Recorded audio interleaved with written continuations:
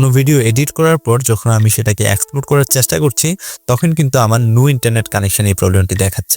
এখন আমরা আমাদের ভিডিওটা এক্সপোর্ট করে দেখি যে এক্সপোর্ট হয় কিনা। এক্সপোর্টে ক্লিক করি, এক্সপোর্ট হচ্ছে।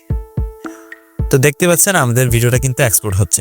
হ্যালো এডিটর্স, কেমন আছেন সবাই? আশা করছি কেউই ভালো নেই, কারণ আপনাদের ক্যাপকাটে একটা সমস্যা দেখা দিচ্ছে। সেটা হচ্ছে ভিডিও এডিট করার পর এক্সপোর্ট করার সময় নো ইন্টারনেট কানেকশন দেখাচ্ছে, অথবা কোনো এফেক্টস ব্যবহার করতে গেলে নো ইন্টারনেট কানেকশন দেখাচ্ছে। আসলে নতুন আপডেট আসার পর এই প্রবলেমটা সবারই হচ্ছে।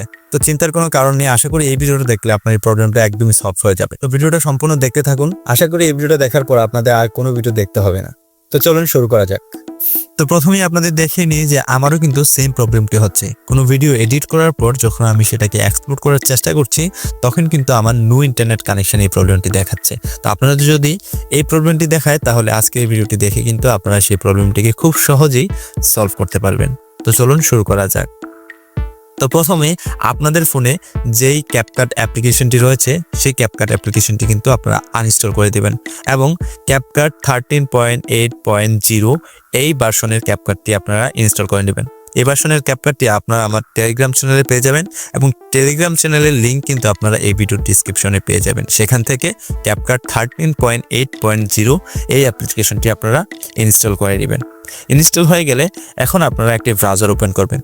তো আমি সাজেস্ট করবো যে ক্রোম ব্রাউজারটি আপনারা ইউজ করবেন না, কারণ ক্রোম ব্রাউজারে কিন্তু একটি এরর দেখায়। আপনারা অন্য কোনো ব্রাউজার ইউজ করতে পারেন, অথবা আপনারা যারা স্যামসাং ফোন ইউজ করেন তারা স্যামসাং এর যে ব্রাউজারটি আছে সেই ব্রাউজারটি কিন্তু আপনারা ইউজ করতে পারেন। তো ব্রাউজারে চলে যাবেন, এখানে আপনারা সার্চ করবেন ট্যাম্প মেল।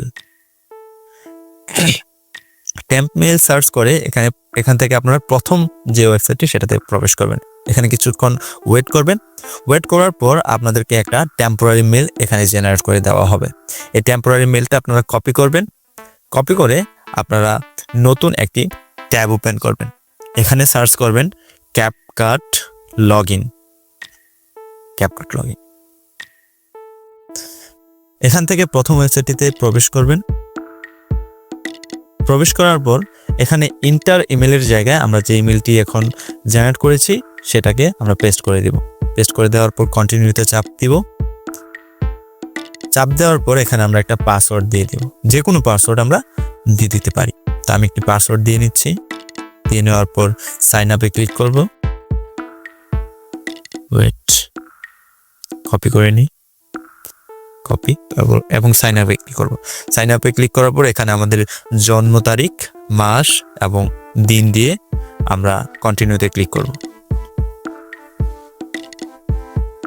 তারপর আমরা পুনরায় আগের ট্যাবটিতে চলে যাব এবং এখানে ইনবক্স নামের যে সেকশনটি আছে এখানে দেখতে পাচ্ছেন যে একটা মেসেজ কিন্তু আমাদের চলে আসছে ক্যাপকাট থেকে। এখানে আমরা একটা কোড পেয়ে যাব। এক মিনিট, একটু নিচে গেলে এখানে দেখতে পাচ্ছেন একটা কোড দেওয়া হয়েছে। এই কোডটাকে আমরা কপি করে নিব। কপি করে নেওয়ার পর আবার পুনরায় ওই ট্যাবটিতে চলে যাব। ট্যাবটিতে এখানে আমরা পেস্ট করে দেব ওই কোডটা। ওয়েট, পেস্ট করে দেওয়ার পর অটোমেটিক এখানে কিন্তু আমাদের কাজটা সম্পূর্ণ হয়ে যাবে। তো দেখতে পাচ্ছেন আমাদের কিন্তু কাজটা সম্পূর্ণ হয়ে গেছে। তো আমরা এখানে টেম্পোরারি মেল দিয়ে সাইন আপ করে নিলাম। আপনারা চাইলে কিন্তু আপনাদের অরিজিনাল মেল দিয়েও সাইন আপ করতে পারতেন, কিন্তু সেখানে আপনাদের একটা রিস্ক থেকে যায়। আপনাদের মেলটি যে কোনো সময় কিন্তু নষ্ট হয়ে যেতে পারে বা হ্যাক হয়ে যেতে পারে। তো আপনারা সেই জন্য টেম্পোরারি মেল দিয়ে সাইন আপ করে নেবেন। অথবা আপনাদের কাছে যদি আরও দু একটা ইমেল বেশি থাকে যেগুলা নষ্ট হয়ে গেলে কোনো সমস্যা হবে না, সেগুলো দিয়ে আপনারা এখানে সাইন আপ করে নিতে পারেন। তারপর আমরা এখান থেকে ব্যাক করে যাব। ব্যাক করে যাওয়ার পর আমরা যে ক্যাপকাটটি ইনস্টল করেছি সেটাতে ক্লিক করব এবং এখানে আমরা এই মুহূর্তে যেই অ্যাকাউন্টে আমরা ক্রিয়েট করেছি যে ইমেল এবং পাসওয়ার্ড দিয়ে, সেই ইমেল এবং পাসওয়ার্ড দিয়ে এখানে ক্যাপকাটে লগ ইন করে নেব। তো ইমেলটা আমি বসিয়ে দিই। এটা এরপর হচ্ছে আমরা পাসওয়ার্ড এবং ইমেল দিয়ে এখানে সাইন ইন করে ফেলেছি। তো দেখতে পাচ্ছেন আমাদের কিন্তু সাইনিংটা হয়ে গেছে।